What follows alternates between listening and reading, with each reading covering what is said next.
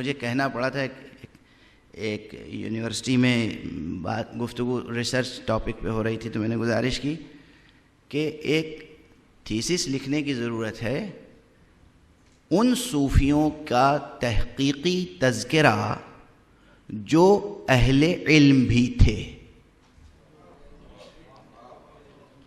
توجہ فرما رہے ہیں؟ کیونکہ اس وقت صوفی کے نام پہ اور تصوف کے نام پر عالم وہی ہے کہ جس نے بھی ایک مخصوص قسم کا لباس پہن لیا وہ صوفی کہلاتا ہے۔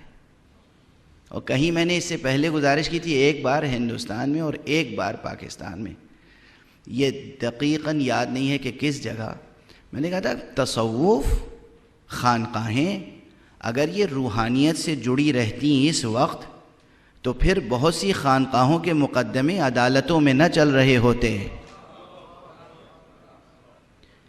کتنے کیسز ہائی کورٹ میں اور سپریم کورٹ میں چل رہے ہیں کہ اس خانقاہ کا سجادہ نشین کون ہے۔ سجادہ نشینی عدالتوں سے طے نہیں ہوتی، سجادہ نشینی تو جو جانے والا بزرگ ہے وہ بتا کے جاتا ہے کہ میں نے کس کی تربیت کی ہے۔ خود انسان دعویٰ کرے کہ میری تربیت ہو چکی ہے، میں پیر ہوں، میں مرشد ہوں، میں رہنما ہوں، میری بیعت کیجئے، تصوف کی اصطلاح میں، تصوف کی تہذیب میں یہ چیز حرف غلط ہے، حرف باطل ہے۔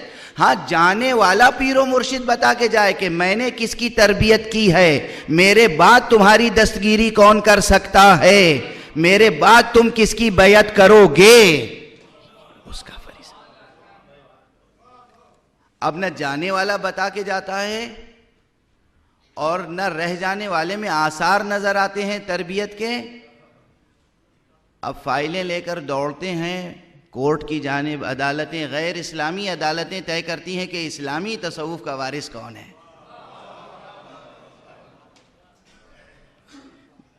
ارے دیکھیے کہاں سے کہاں جا رہی ہے بات۔ بہرحال